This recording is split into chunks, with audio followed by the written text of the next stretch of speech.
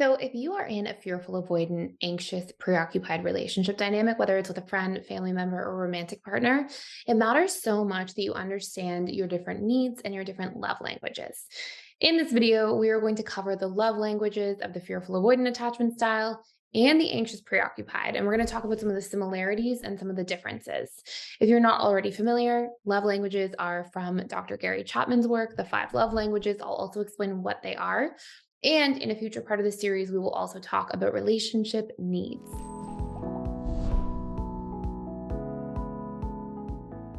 So, first and foremost, there are five love languages. They're quality time, physical touch, words of affirmation, acts of service, and gifts. I find all of them to be pretty self explanatory, except for acts of service, which just means like acts that are in service to your partner. So, cooking them breakfast, making them coffee, taking them to the airport, these sorts of different things.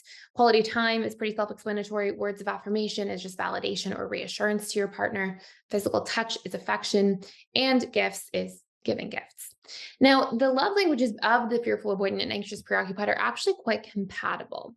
It's fairly common that they each have love languages that are quite similar. So, anxious, preoccupieds in order, their big love languages near the top tend to be around physical touch, words of affirmation, and quality time. And then we'll tend to see acts of service and then gifts a little bit later on.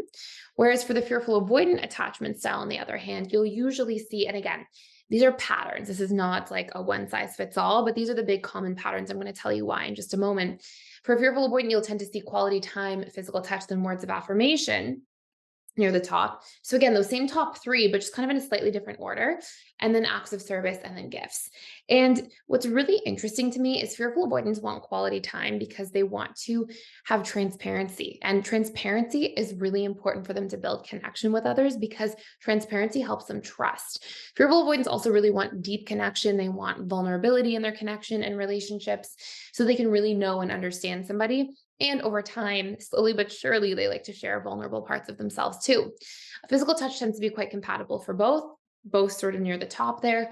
Words of affirmation, fearful avoidants tend to struggle to give if they're leaning more DA, but once they do start giving words of affirmation and get more comfortable, they will open up a little bit more there. Whereas anxious preoccupied tend to be a lot more validating in language, much more easily.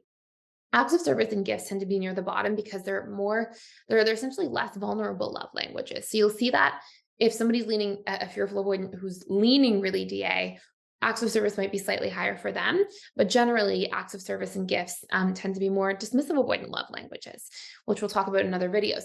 So if you see these different dynamics, it can be very valuable to understand them.